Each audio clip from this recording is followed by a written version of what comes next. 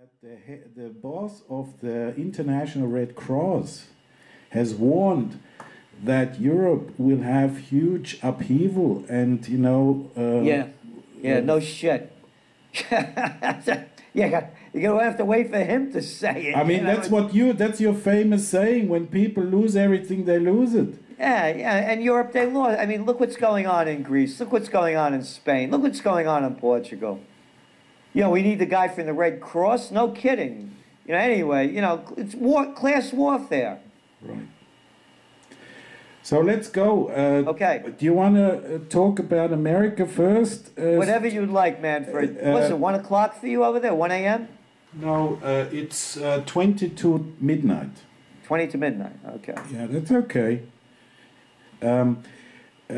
Can you give me a quick rundown what you think regarding this fiscal cliff stuff? Is it real? Is it not? Is it what's happened now? What's the situation in America? On the fiscal cliff, and what's the situation in America? I've been in this business now for going on my 33rd year, and I have never seen an election like the one that we just had for President of the United States. Not only did most people not care about it, but after it was over, there was no post-election euphoria. The bud fell off the election rose almost overnight. You look what happened with the world equity markets. They went down immediately after Election Day. And then, from that time on, all we've been hearing day after day, week after week, month after month, are we going to fall off the fiscal cliff? So what they do is they use fear and hysteria, whether it's terrorism or financial panic, one way or another, they put themselves at the top that we in Washington are going to save the day. Let's play this back. In August of 2011, the United States got its credit rating downgraded because Congress and the White House could not solve the debt problem. So what they did was, being politicians, and being that politicians, to me, you could call a prostitute, a murderer, and a crook. But for some reason, you can't call politicians either prostitutes, murderers, or crooks, or all three. What they did was they deferred dealing with this until after the election. Mm-hmm. And they did that purposely so that they would not have to be held responsible for their actions. Mm-hmm. So now what happened? They said that if we don't come to an agreement by December 31st, taxes will automatically go up and spending cuts will go in and everybody will suffer. So that was the drama. The drama from the DC drama queens and the Beltway circle jerks. It was the fiscal cliff soap opera. So now they come to an agreement to almost save the day. Just like those old, back in the 1920s and early 30s, those serials where they tie the person up on the railroad track, the girl, and the train would be coming. And just before the train was getting there, tune in tomorrow. Will she be saved? That's about the same thing. Uh-huh. So now what they did was nothing. Obama lied.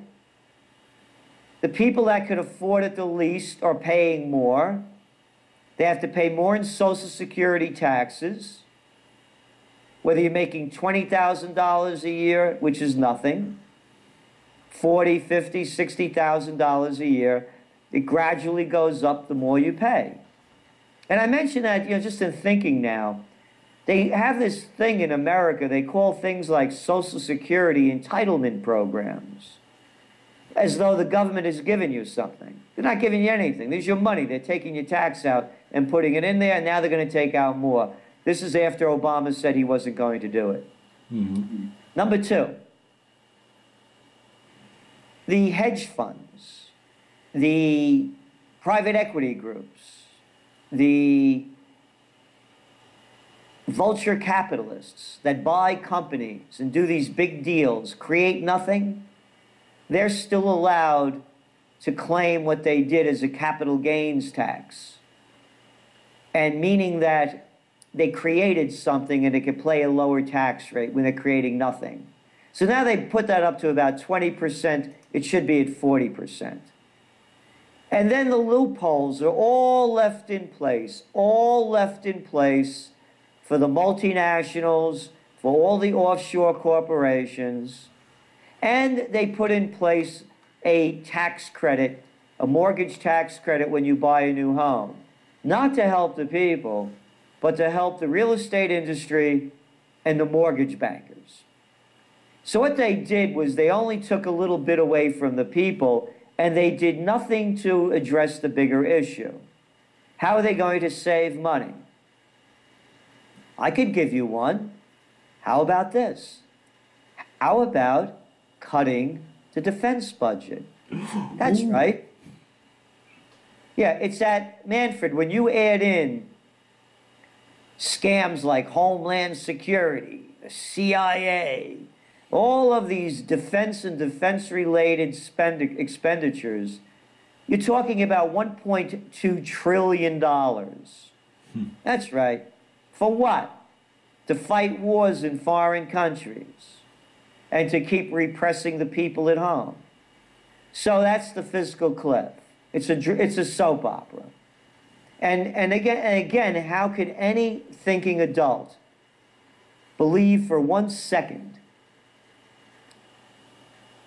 that Washington, the same people who bring you wars that can't be won, that only kill millions of people and destroy our troops. By the way, some 26,000 Iraqi and Afghan veterans are sleeping out in the streets. Jesus.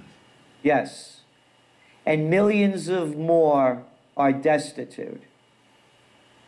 And, of course, the suicide rate keeps going up as they come back realizing that they've been sacrificed for psychopaths.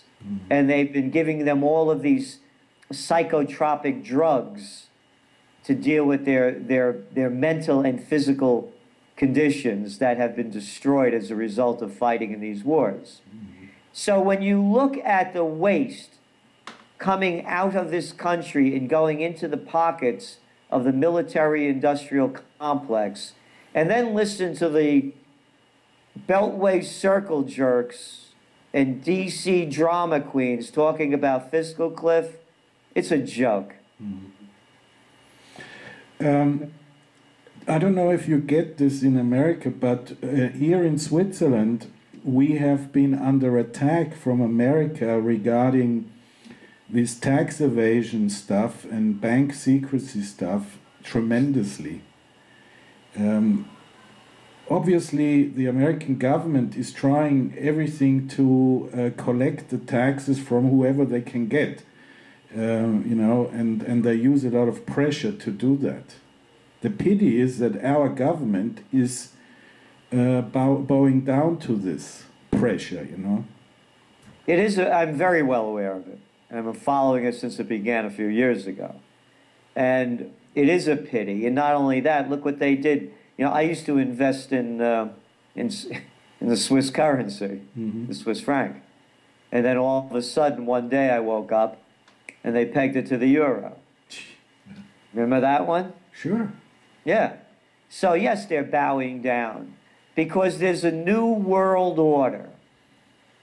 And it's not behind closed doors. It's the banking order.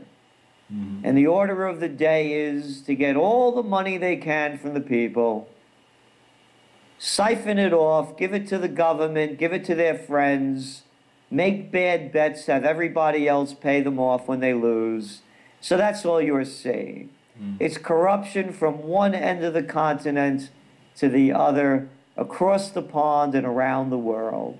That's the new culture of the day.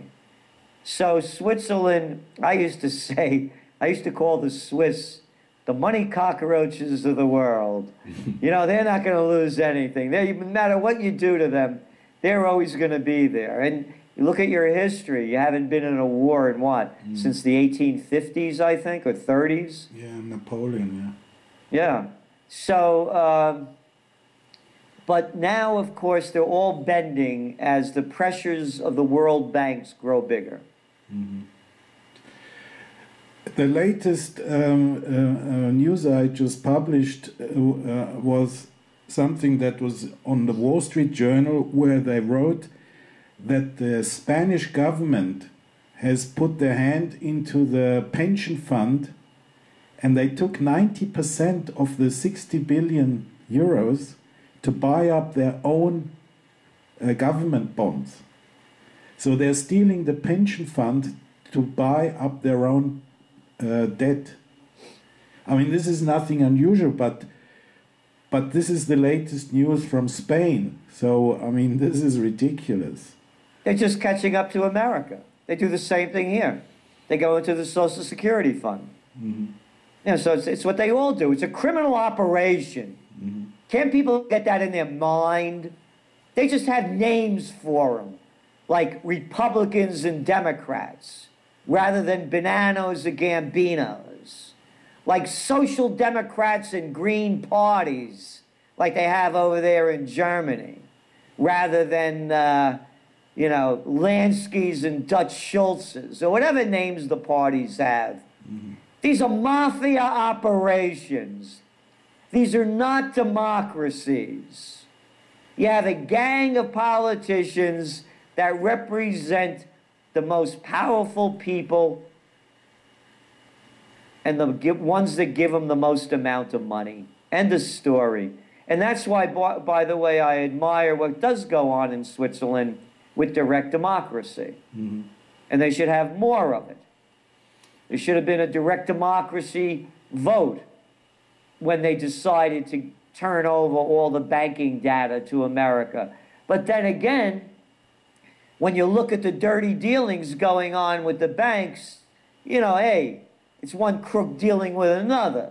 You know, look at HSBC and all the money laundering. Yeah. Look at the scandals with the LIBOR rigging.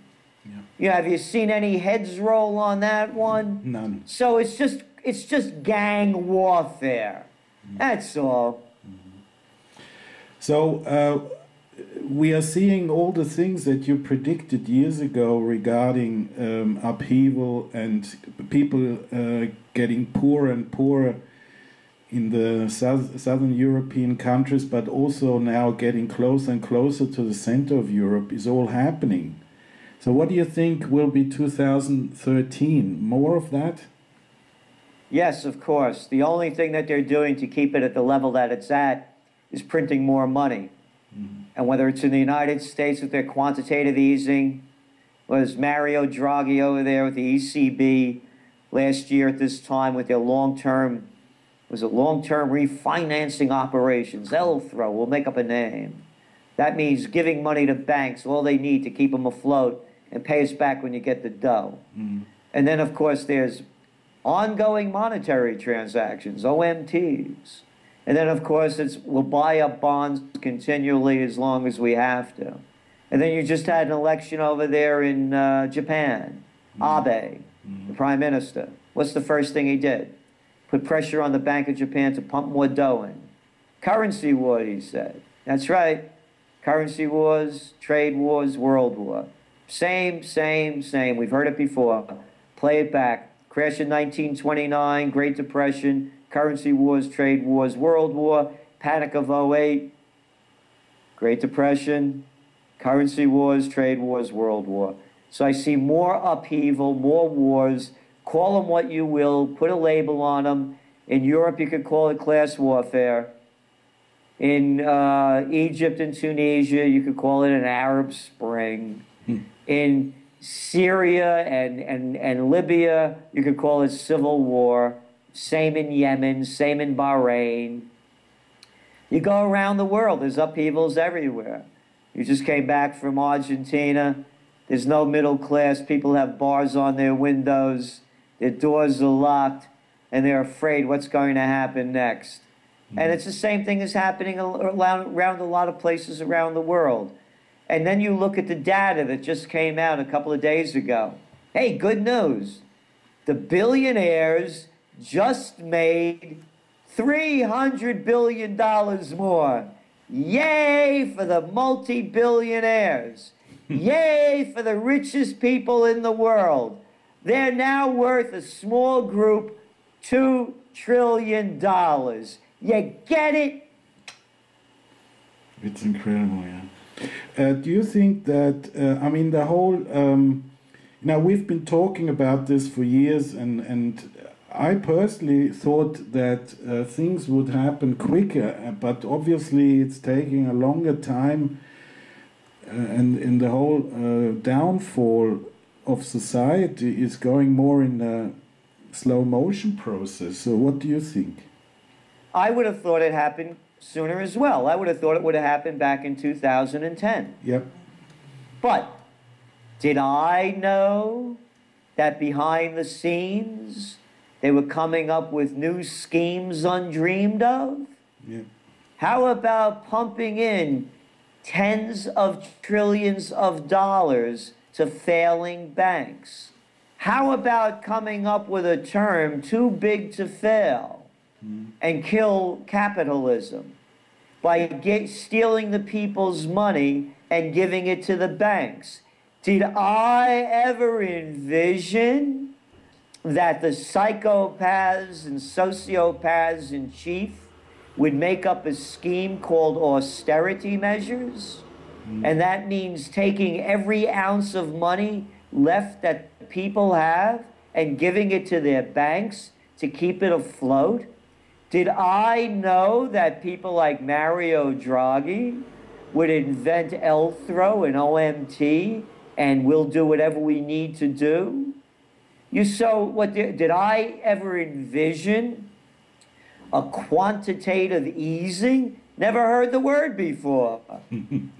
So that's why it hasn't collapsed as quickly as many of us thought it would, and it should have. Yeah. The other factor is play the timeline. We're 5 years now into the panic. Go back. Go back to the crash in 1929. We're only now in 34 in a timeline. Okay. So that's where we're going.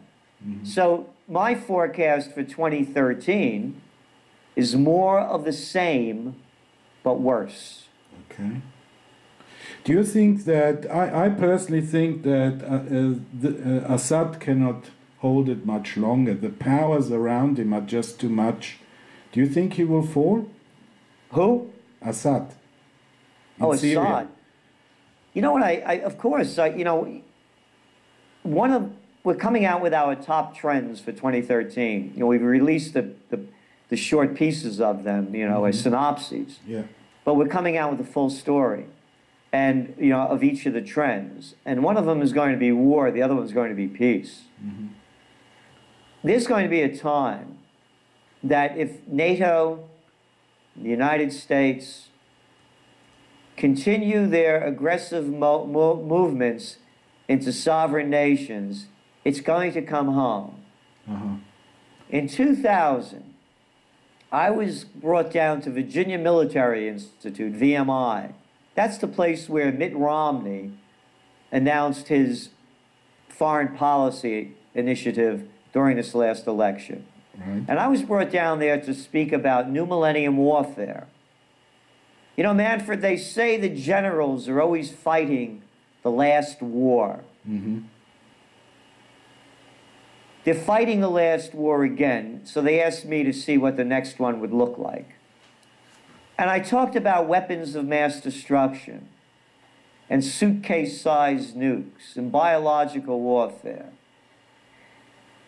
If you were Assad, and I said to you, you better step down.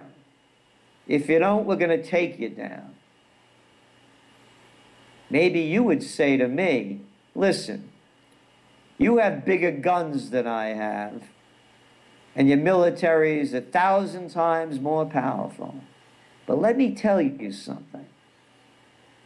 You take me out, I'm going to take you out. No, not the same way. Maybe we'll send off a... Qatar's very involved in this. Maybe we'll let off a dirty bomb in their major city. Or maybe the Saudis. Or maybe London. Or maybe Paris. Or maybe Washington, D.C. and New York City. How about a suitcase-sized nuke for San Francisco? What about some biological warfare in Atlanta? You gonna take me out? It'll be the worst mistake you ever make. That day is going to happen. I'm wondering that it hasn't happened because I'm surprised, for instance, that Gaddafi didn't use any sleepers to do something. Go back to what the North Koreans said. And again, we wrote about all of this before it happened. And we had the timeline playing out as it was going on, when the rumblings against Gaddafi just began. Mm. We did an enormous piece on it in the TrendsJournal. The North Koreans said the greatest mistake Gaddafi ever made was stopping his advancement toward developing a nuclear weapon. Yeah. Yeah. Syria may not be it. They may still be too unsophisticated. I don't know. But they're going to pick on the wrong guy in the wrong country, and it's going to happen. Saddam Hussein wasn't that guy. Gaddafi didn't have it. Maybe Assad does. Mm-hmm. Well, the situation is that Syria is completely surrounded by enemies, and they have endless money to and resources. So I don't see how he can survive that pressure. Again, as I said, it's kind of like a Masada moment. Yeah. When you know that you're going to die, yeah, but you commit suicide. Right. And this time the suicide may be a suicide pact to take somebody else out. Right. So we may see a 21st century Masada moment. Mm-hmm. Now, many analysts say that Syria is kind of the last domino to fall, and then Iran will be the actual target. I have the feeling that they have tried a couple of times to attack Iran, and somebody must have stopped them. Don't you think so? There's a piece that was recently printed in the Israeli newspaper, Haaretz, and they quote the former head of their Secret Service, Shin Bet. Yeah.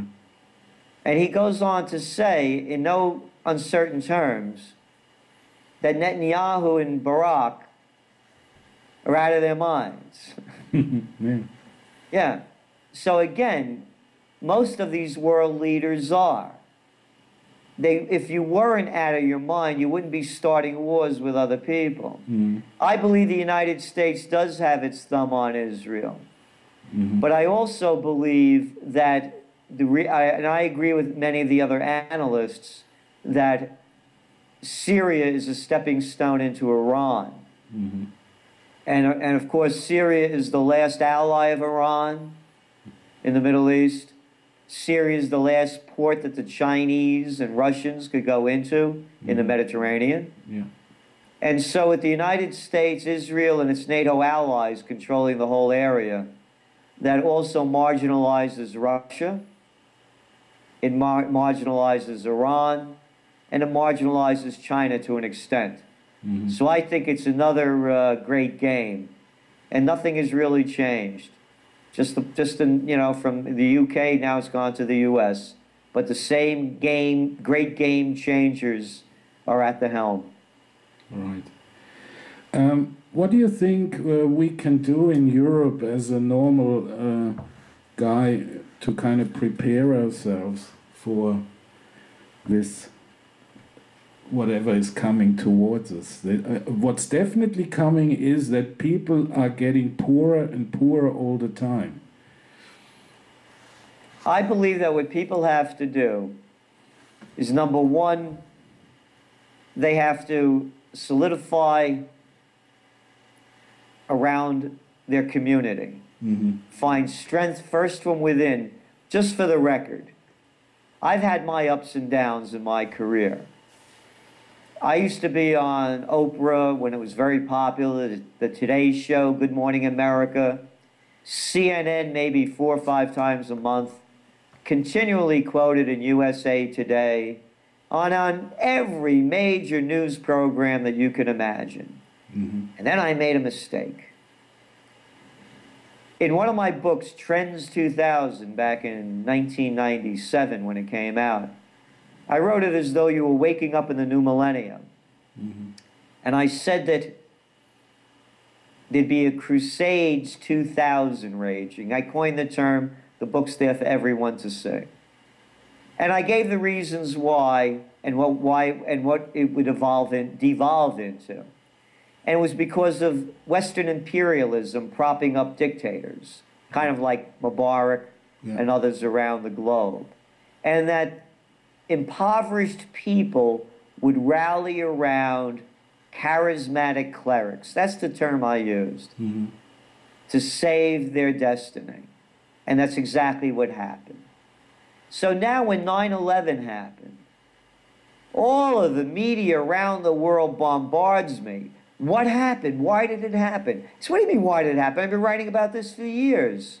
Actually, I coined the term Crusades 2000 in the TrendsJournal in 1993. And I read to them from my book what would happen and why it would happen. That's not why. You know why they attacked America? And that's, of course, if you believe it was something else. We'll just say that the towers came down and the Pentagon was hit. Right. That's not why they attacked us, Mr. Celente. They attacked us because they hate our freedom and liberty. Sure. That's right. I heard President Bush say that. And if President Bush said it, you're wrong.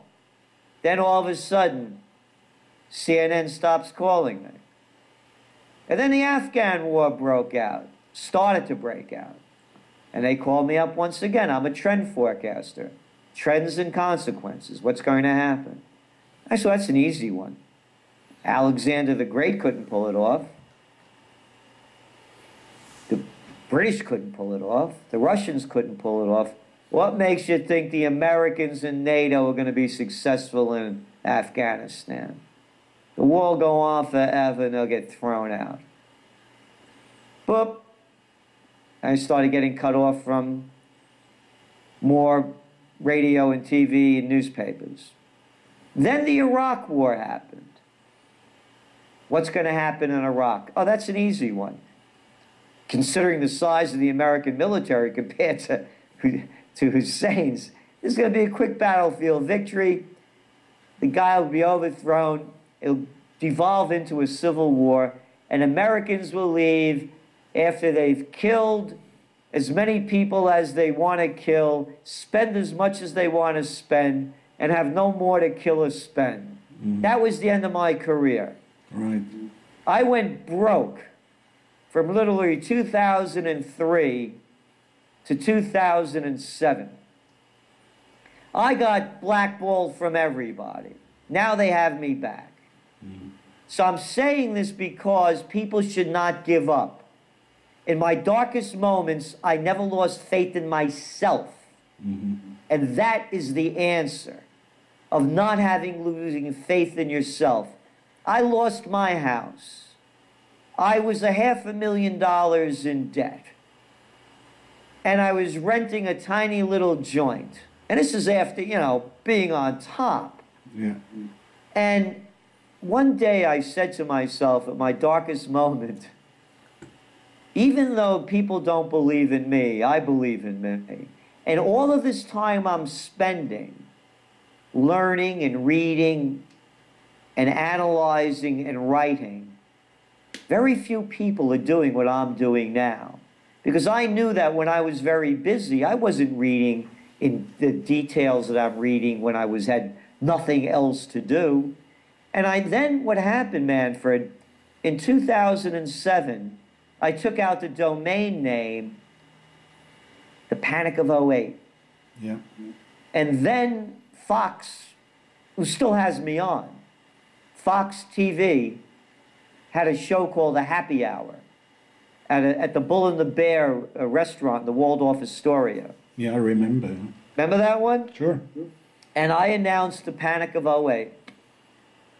And people were starting to feel it. All of a sudden, my popularity skyrocketed. Knock on wood, I'm bigger now than I ever was in terms of business and forecasting. The moral of the story are two. Number one, what can people do as they see it going down in front of them? Number one is really go down deep into yourself and find out what you're made of. Mm-hmm. And do whatever you can do to bring those greatest skills and traits that only you have to their highest possible level. And the other part of the morality of the story is that when I forecast a panic that had to do with money, it meant more than forecasting about morality. Yeah. So the moral of the story is, in this world today, money counts more than morality. The second thing that people should do is, as I said, coalesce as a community after you build yourself physically, emotionally, and spiritually strong. And then really start to awake that there are no powers out there that should be dictating on how you should lead your lives. Start rebelling against the immorality that's coming from, whether it's coming from your religious institutions or the political institutions. Wherever it may be coming from, stand up and fight back. And I'm not talking about fighting back with bullets or guns or spears or knives. I'm talking about an intellectual and spiritual revolution. Mm-hmm. Awaken to the fact that that little wanker over there, Rahoy, and all the rest of them, when they show up, who are these honor guards around them with these phony, shitty costumes that playing like they're from another era and rolling out a red carpet and saluting? You want a salute? Here's one for you. Get this shit out of here. Get back to work.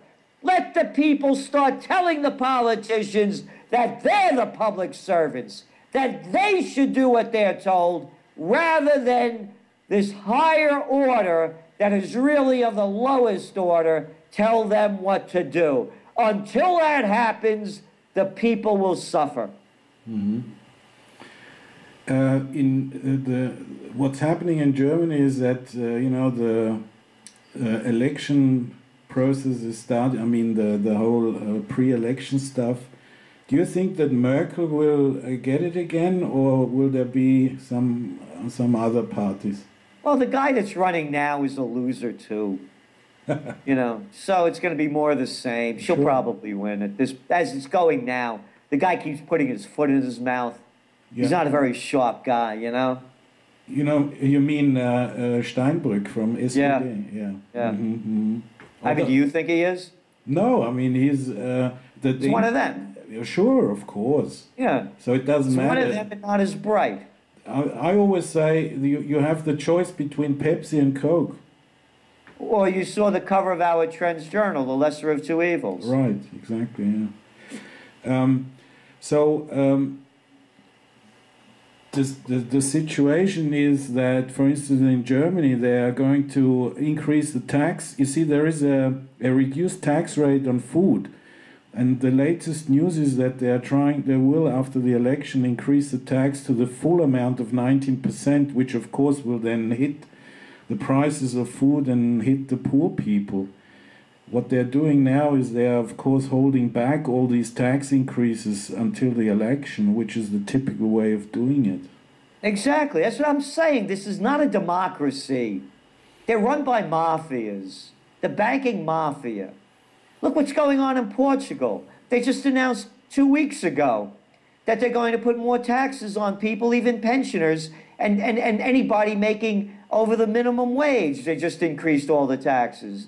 The people are in depression already, and now they're kicking them while they're down. This is what psychopaths do. And that's why I'm saying, until there's a great awakening, and people find out that and understand that they are responsible for their destiny and their own salvation, until that happens, or if it happens, nothing is going to change. And the worst news is that your psychopathic leaders are going to take you to war, because when all else fails, that's what they do. Really gets your mind off tough economies. Yeah. What I've noticed in a lot of my colleagues is that although I think we are the best informed kind of people, we know what's going wrong, and because of all the work that people like you and everybody is doing. But what really frustrates me is that people have all this knowledge what's going wrong, but they're not acting on this knowledge. Is that something that frustrates you too? Of course. Yeah. We're going to be writing a lot about that in the TrendsJournal. This is a coming issue. And it boils down to, there are a number of reasons why, but one of them is that people are locked into their belief systems. And even when their belief system turns out to be a lie, they don't have the, and that goes back to what I said, they don't have the courage, they don't have the self-respect or the dignity to admit that what they believed in was a lie. You know, I'm a close combat practitioner. Yeah, I heard you. Do you have the black belt, right? Yeah, and for many years I used to practice other forms. One of them was Gcelente. And I had my own school as well. And what used to happen is people used to come in, you know, they knew all these forms by rote, whether it was Taekwondo or Kung Fu, and they all have a purpose, but they're different, Aikido and Jiu-Jitsu. They're not close combat, it's a different deal. So when a guy would come in, and I'd be the smallest guy in the class, my teacher, John Perkins, the website, by the way, is attackproof.com. These big guys would come in, and he'd introduce me to them, them to me, and then he'd say to them, okay, do whatever you want to do to Gerald. And then we'd start working out, and I had the guy against the wall with my fingers in it, you know, touching his eyes, you know, they're going to go right through. You know you got the guy, you know, you're dead. And the point that I'm making is that one after another, and it still goes on, and it goes on every week, new guys will come in with black belts in this and black belts in that. They'll get beaten up, and they still won't admit that they just spent 25 years of their life learning a martial art that does not work in the streets. Because they invested their life into it. And they don't want to admit that they invested in something that's not true. It's the same thing in politics. It's the same thing in religion. It's believing in a lie, and you're intellectually capable of knowing that it's a lie. And it goes back to me again, where people are afraid to look within themselves. Because if they look close within themselves, they'll say, I don't want to live this lie anymore, and I'm not going to take it. And that's what's going on. That's the frustration to me. But again, having said that, I also believe in the real probability of a great awakening. That people are now going to start realizing, as what you said to me, you know, the quote that I've been well known for, when people lose everything and have nothing left to lose, they lose it. Well, before they lose it, there may be a groundswell of intellectually capable people to change it. You know, I've been around for a while, and I've traveled all over the world and did a lot of traveling lately, and I must say that I have the feeling that people will fall from one extreme to the other. from this passive couch potato, and when they start getting hungry, suddenly they get violent. That means I know. they fall from one extreme into the other. I know. And again, that's why, I say what I say. I'm a guy that grew up in the Bronx, in Yonkers. I know what it looks like. Yeah. But I'm saying that if enough of us are aware, and there are a lot of wonderful people out there that really care, if they could break out of their psychodrama and see what the lie that they're believing in and stop supporting it. I have a line that I use. Conservatives, what they call conservatives today, believe, and liberals, what they call liberals today, lie. Yeah. A conservative, as they call them in the United States, these are the kind of people who say, we got to kill all them Muslims. Matter of fact, a woman just pushed a guy in front of the railroad subway in New York thinking he was a Muslim. He wasn't. I know. And she learned to hate Muslims since 9/11. Right. So those are the stupid, crazy people. They actually believe their stupidity. Liberals, on the other hand, are intellectually capable of knowing what they're believing in is contrary to their belief system, but they lie. Liberals lie. For example, hey, Obama won the Nobel Peace Prize, but he called for war against Libya. Well, Gaddafi wasn't a good guy. Exactly. Hey, but didn't Obama promise, like, as soon as he got elected, that he was going to close Guantanamo, and he didn't? Well, he tried. Hey, wait a minute. There's not one head on Wall Street that rolled from the criminality since the Panic of '08, and he's taken our money and gave it to them. Well, he only could do so much. Yeah. Wait, he signed the National Defense Authorization Act that robs us of our constitutional rights. He's sending in predator drones on a weekly basis almost, going into foreign countries and killing people without a trial, without any charges. Well, there are bad people in the world. But the National Defense Authorization Act allows the military to come crashing through my doors. And I'm talking to this guy in Germany or Switzerland, and they say that he's a terrorist and are now accusing me of having ties to terrorism. They take me away. I have no judge, no jury. I have no phone calls. I have no writs of habeas corpus. Yeah. Well, that was in place before Obama came. Sure. They'll make up one lie after another. It's the liberals, the liberal liars that are holding back advancement because they support the biggest BSer in chief, not only here, but around the world. They believe in their leader. And their leader can lead them over the cliff, fiscal or otherwise. Right.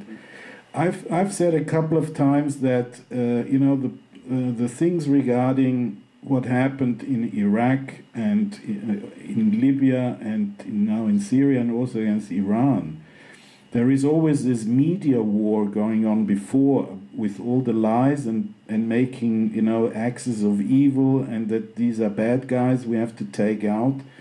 Do you think, or what I don't understand is why these countries don't spend money in counter media work to kind of balance this wrong picture. Do you understand why Syria and Iran is not investing more money into media PR work? Because that would be cheaper than having a war. I don't think they're a different breed of the same cat. I mean, these aren't the people that seek power. By nature, there's something wrong with them, and so it's it's kind of more of the same, but just a different color and a different language. So they're not hip to it because they're part of it. I mean, look, I'm totally opposed to intervention into Syria, but not for nothing. Has the Assad family been running the show long enough? It's the same thing with Gaddafi. Look, I'm not in favor. Matter of fact, if you go to our website, when you log in, I have an audio of me debating Al Jazeera's Washington correspondent. And of course, Al Jazeera is owned by Qatar, and they were the big proponents of the war with Syria, as they are with Libya, as they are now with Syria. And well, this guy goes over the edge when I call him out. It was great, you know. But what I'm saying is, when you and again, yeah, I'm totally opposed to these interventions. And it's nobody's business, man. You do what you want. Ain't nobody's business if you do, is the old one of these jazz songs. You know, nobody should tell me what I should do. Nobody should tell another country what to do if they're not bothering you. Having said that, the reason why you don't have the governments doing intelligent counter things is because they're the same kind of people, just different. I always make this clear. The people that seek power want to be presidents or chancellors or prime ministers. These are the same people you hated in high school and college that wanted to be class president and head of the student council. The glad-handers, the suck-ups, the bow-downs, the overly ambitious, and the insincere. They follow their career path. So you don't expect anything great from big centralized governments. Yeah, but I'm still wondering how they can, I mean, especially regarding Iran. I mean, they've been telling us for the last 25 years, oh, in 1 year they will have a bomb, and when the year comes past, then, oh, well, next year they will have a bomb. And they're telling us this for 25 years now. And what I don't understand is why Iran is not spending more money on counter information. I mean, well, they are. They are with Press TV. Yeah, but that's, you know, but peanuts. Again, the reason I'm trying to say, the reason they don't is because who the people in politics are. It's a breed. And dogs don't make cats. And they're just all the same cat, but different color. This isn't what they do. They don't know how to modulate and mediate in different ways. This isn't their skill base.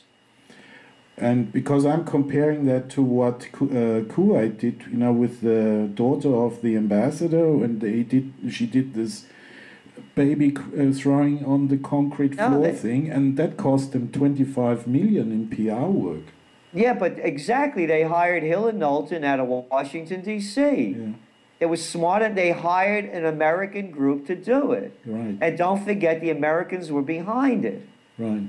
So it was a whole different game. They won the PR war. It was all part of the PR war to go to war, not the PR war to stop the war.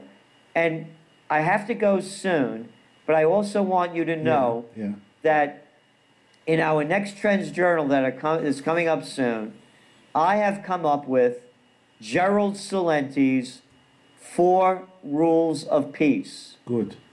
And I am going to be promoting this very heavily, and I also believe that after people receive these 4 rules of peace, that not President Obama, who started the wars and keeps killing people, got the Nobel Peace Prize. I should be awarded it. And I'm serious. And when you read them, you could call me up and say, Gerald, you're a bunch of hot air. These things are a lot of garbage. Or if you want peace and you believe in it, say, you know what? I'm going to do what he said, what people should do to change things around. I'm going to do everything I can to promote Gerald Celente's 4 Rules of Peace so that we could move into a higher civilization and that people don't have to keep suffering at the level they are because of the crazy people destroying us. So I'm certainly looking forward to that. Well, and thank you very much, Gerald.